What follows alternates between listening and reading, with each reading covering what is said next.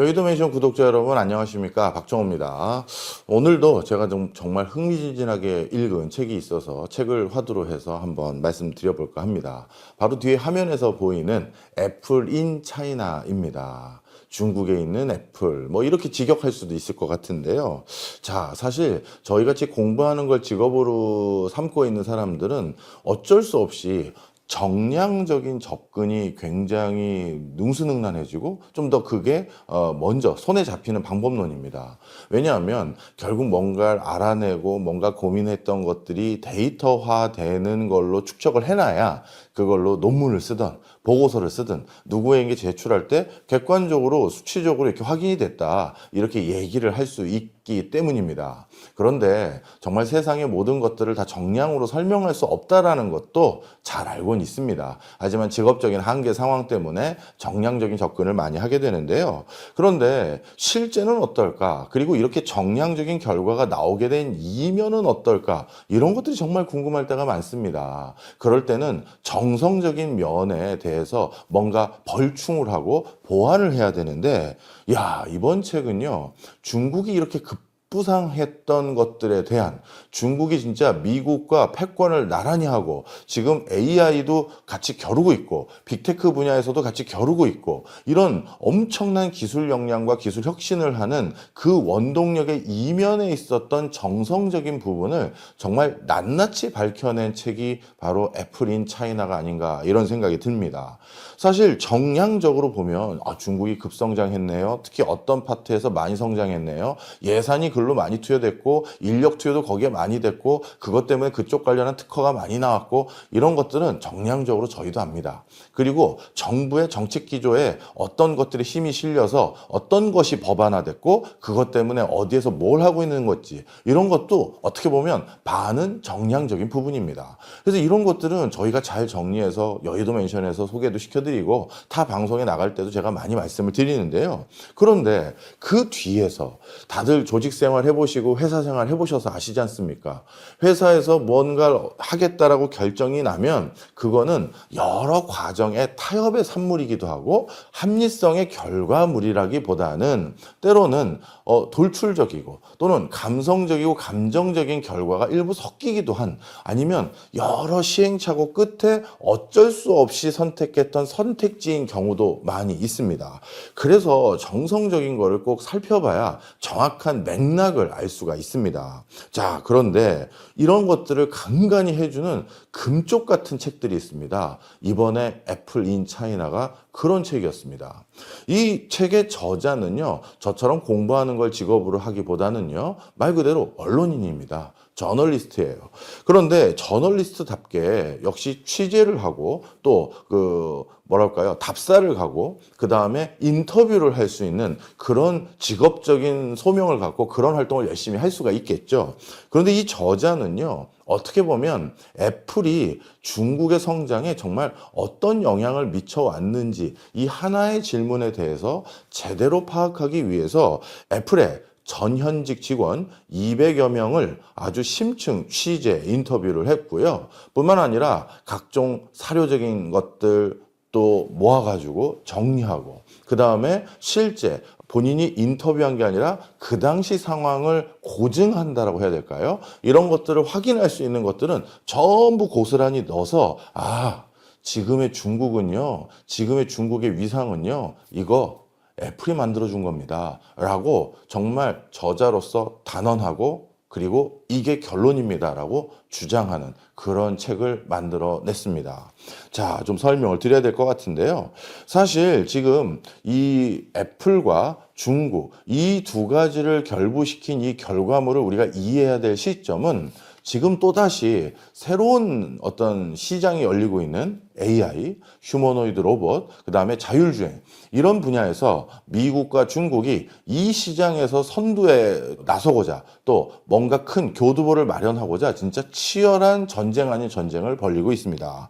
뿐만 아니라 미국과 중국은 IT를 기반으로 전 산업이 바뀌어가는 과정에서 거기에서 주도권을 놓치지 않기 위해서 정말 치열한 싸움을 하고 있습니다. 그렇다면 이 싸움의 승자가 누가 될 것인지, 그리고 이 싸움에서 지금 양쪽 진영이 어떤 것들을 가지고 있고 어떤 것들이 미진해 왔는지 이런 것들을 살펴보는 작업은 미래를 예측하고 전망하는데 꼭 필수적인 작업이라고 생각합니다.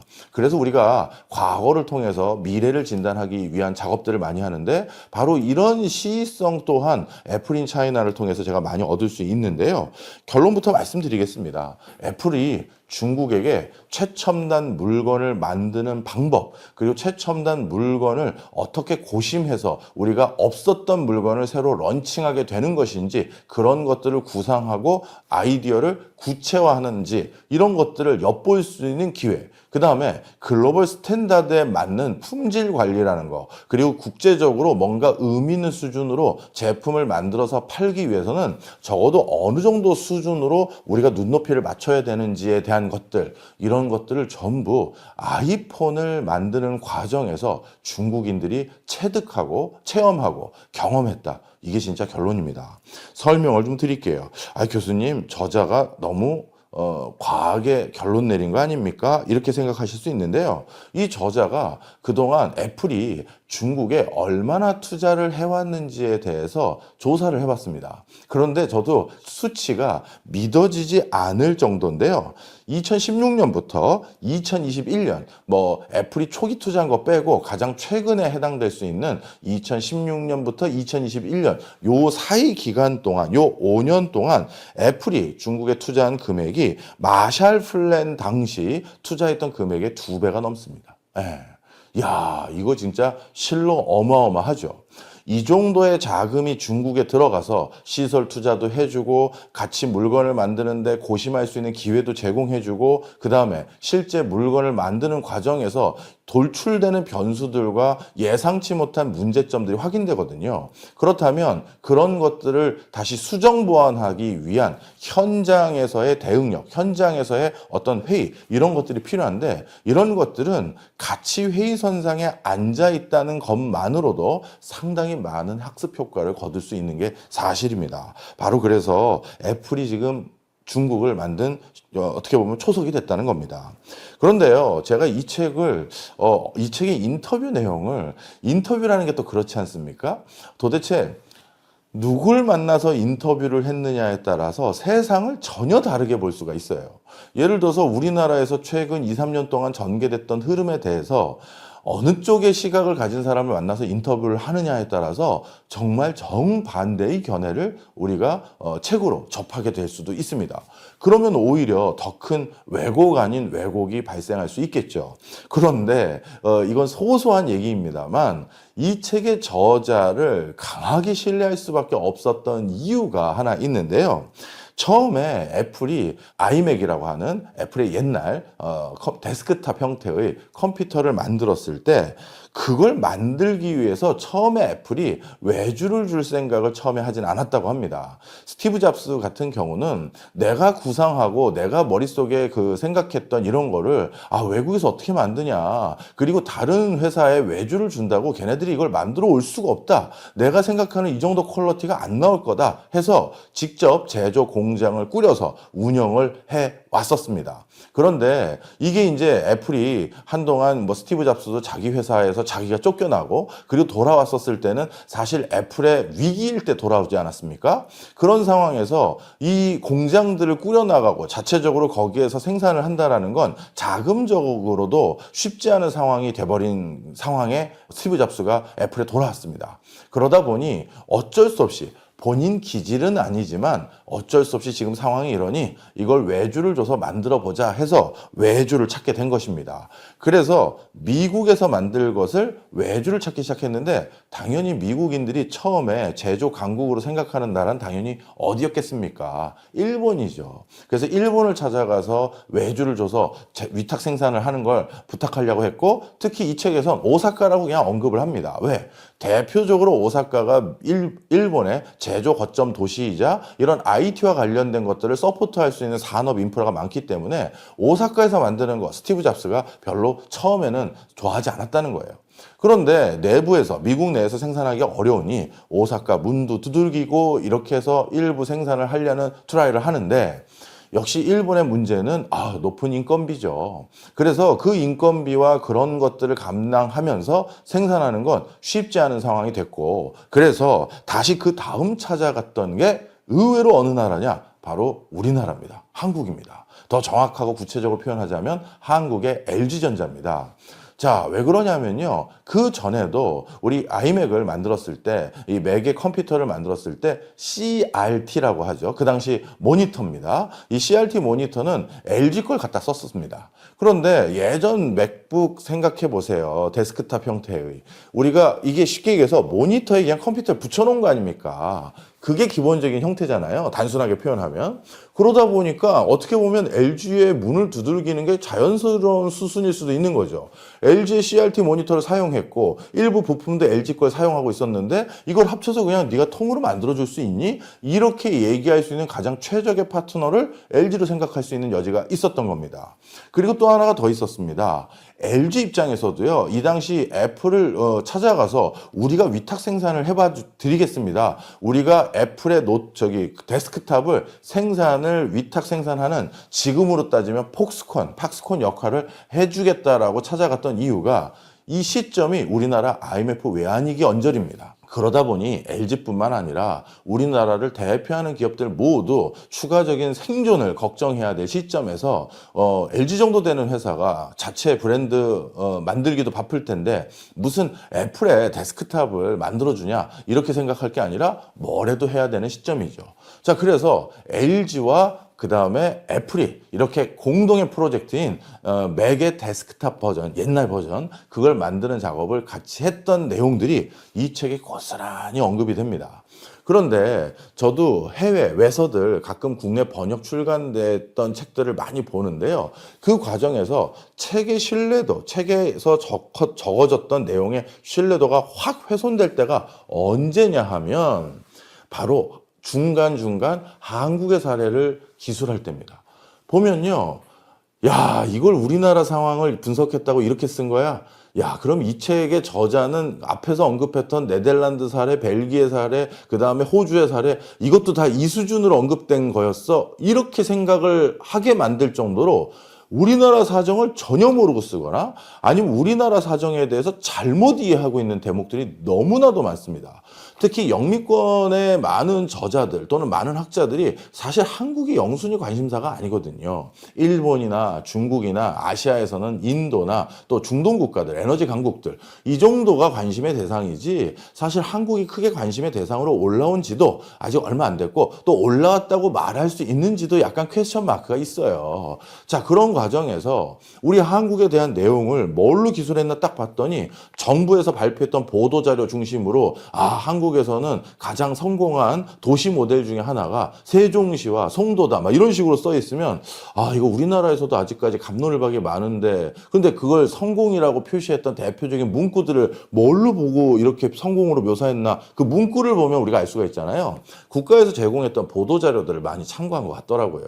자, 정리를 해보면 어떤 책에서 간접적으로 그 책의 저자의 실력 또는 그 책이 얼마나 신뢰도를 갖춘 책인지를 확인할 때 또 유의미한 방법론 중에 하나가 중간에 한국이 언급될 때인데요. 제가 최근 진짜 한 10여 년 동안 읽었던 책들 중에서 한국 언급에 대해서 이처럼 정치하고 이처럼 구체적으로 썼던 책이 있을까 싶을 정도로 아주 디테일이 높습니다. 그러다 보니까 이 책의 저자가 200여 명의 애플 전현직 인터뷰를 했던 내용에 대해서 제가 더 신뢰가 팍 온 거예요. 뭐라고 이 책에서 한국에 대해서 언급을 했냐면요. 그 당시 한국의 IMF 외환위기뿐만 아니라 그 우리나라의 세부적인 상황들이 아주 고스란히 들어가 있는데요. LG에서 그 당시 뭐라고 해야 됩니까? LG의 공장 중에 하나가 구미에 있지 않았습니까? 그리고 또 애플의 이 맥과 관련된 프로젝트를 아마 구미에서 하려고 했던 것 같습니다. 그런데 인터뷰한 사람들과 대화를 나누다 보니까 아주 소소한 정경들도 묘사가 됐을 거 아니에요. 구미를 가봤더니 애플 관계자가 거기는 허름한 공장들이 있었고 이미 공장이 건립된 지가 오래됐다. 이 정도 기술이면 제가 신뢰도를 안 했을 텐데 근데 중간중간 우리가 천장에 조명이 있지 않겠습니까? 근데 그 조명 중에 건너뛰기로 중간중간 조명을 빼놔서 전기료도 아끼고 있었던 그 당시의 풍광들, 이런 것들이 아주 생생하게 묘사가 돼 있어요. 그리고 한국을 언급할 땐 그냥 한국에서 생산했어요, 이 정도로 끝나고 많은 책들이 많은데, 한국을 다시 미국의 LA인지 뉴욕인지 시애틀인지 휴스턴인지 이렇게 구분해서 쓰는 경우가 드문데, 정확히 구미는 서울에서 얼마쯤 떨어진 어디쯤에 있고, 그것은 한국에서 이 IT와 관련된 전기전자를 육성하기 위해서 만든 그런 산업단지가 있는 곳이고, 그리고 일본의 식민지를 경험했던 한국 같은 경험하면서 이렇게 역사적인 맥락까지 전부 넣어서 우리나라의 그 당시의 상황들을 아주 속속들이 얘기해 준 경우는 정말 드물었습니다. 그 다음에 LG 쪽 입장에서도 균형감 있게 다뤄보려고 여러 가지를 많이 다뤘습니다. 초창기 LG에서 애플과 일을 했었을 때 그들의 어떤 톤앤매너, 그들이 애플과 일을 하기 위해서 어떤 자세를 취했는지, 그리고 일정 시기가 지난 뒤에 LG에서 이제 어떻게 보면 애플은 LG가 없으면 이제 맥과 관련된 여러 제품들을 생산할 수 없을 지경이 될 정도로 어떻게 보면 독점적인 수요 공급 관계가 됐었을 땐 어떤 상황에 놓여져 있었는지, 그리고 처음에 영국과 멕시코 공장에서 일하고 있었을 땐 어떤 상황이었는지, 이런 것들을 정말 생생하게 묘사를 해줬고요. 그 다음에 데스크탑을 만드는 과정에서 발열 문제라든가 이런 것들이 어려움이 있어서 그거를 수정 보완하기 위해서 현장에서 그걸 해야 되는데, LG 직원들은 어떤 입장이었냐면, 아니 이게 이렇게 돼버리면 처음부터 설계가 잘못됐기 때문에 계속 발열 문제가 생기고 이런 문제가 생기는 건데, 설계가 잘못된 걸 현장에서 대응하라고 하면 어떡하냐. 그 LG의 입장에서도 충분히 조망해주고 다뤘습니다. 자, 그래서 정말 균형감도 넣으려고 애를 썼고, 정말 치밀한 어떤 조사 활동을 하신 책이라는 게 제가 거기서 더 확신이 갔어요. 자, 그런데 우리 LG가 그래서 결국 빠이빠이를 애플과 하게 되는데요. 빠이빠이를 하게 되는 그 과정에서 LG도 모르고 있었던 뒤에 어떤 중국 대만계 회사가 하나 있습니다.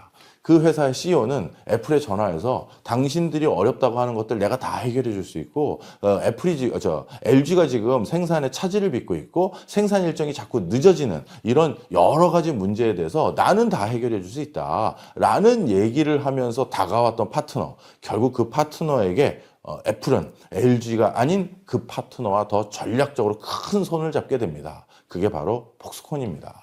자, 그래서 정확한 애플의 여정 속에서 애플이 중국을 찾아갈 수밖에 없었던 시대적인 맥락들과 상황들, 처음부터 중국을 간 게 아니거든요. 비즈니스를 하는 상황에서 전략적인 파트너를 찾고 있는 과정에서 적합한 사람이 적합한 대응을 주지 못했던 면이 있었고, 그런데 누군가는 내가 해줄 수 있습니다, 제가 맞춰보겠습니다, 모든 리스크를 제가 다 감내할게요, 그러다 보니까 그쪽에 또 기회를 준 거죠.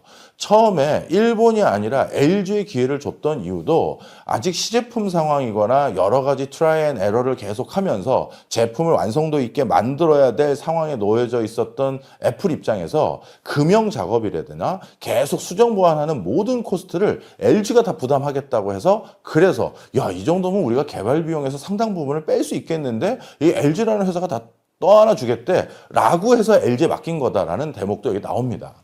어찌 보면 우리는 이제 위기도 극복하고 글로벌 탑티어의 LG, 삼성 이런 회사들이 되고 싶은 마음에 어떻게 보면 애플에다가 좀 너무 숙이고 들어가는 게 아니라 우리가 요구할 건 요구하기 시작한 게 우리의 모습인데, 이제 밑에서 라이징 스타로 또 떠오르려고 했던 폭스콘은 저는 다 해드리겠습니다 라고 얘기를 하니까 애플 입장에선 또 그쪽에 손을 잡을 수밖에 없었던 것이죠. 그리고 대만에 이어서 이제 중국 가게 된 것입니다. 자, 그런데 이 과정에서 저는 책에서 여러 가지 생생하게 언급된 부분이 있습니다.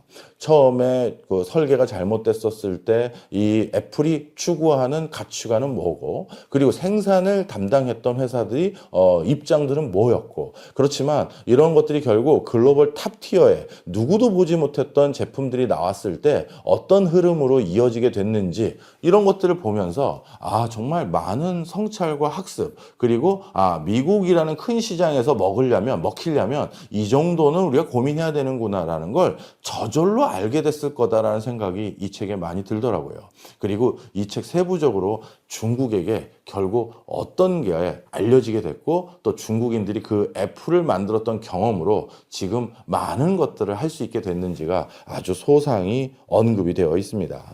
자, 그래서 저한테는 제가 가지고 있었던 일종의 결핍이라고 해야 될까요? 부족한 부분을 메울 수 있었던 좋은 책입니다.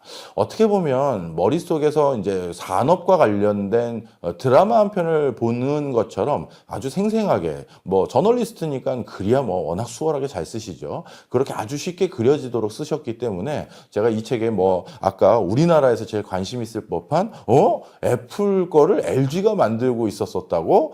야, 그럼 지금까지 아이폰을 LG에서 생산했다면 야, 이게 어떻게 되는 거야? 이런 생각이 들 정도로 우리가 많은 상상을 할 수 있는 부분이 있어서 그 부분을 좀 중점적으로 소개를 해드렸습니다만, 책에서는 우리가 아는 현대사에 많은 IT 회사들이 직접 언급이 되고요. 우리가 봤던 어떤 장면들이 이래서 이렇게 된 거구만, 이렇게 된 거구만 하면서 무릎을 치게 되는 장면들이 꽤 있습니다. 마치 애플의 재벌집 막내 아들 이런 걸 보는 느낌이었고, 그 과정에서 결론은 중국의 부상을, 그래서 애플이라는 회사가 중국 내에서 엄청난 생산과 투자를 해주면서 중국인들을 깨우쳤고 일깨웠고 가르쳤구나라는 걸 알게 됐고요. 그 다음에 그래서 트럼프는 어찌 보면 이제 우리 외국과 담 쌓고 지낼 거야.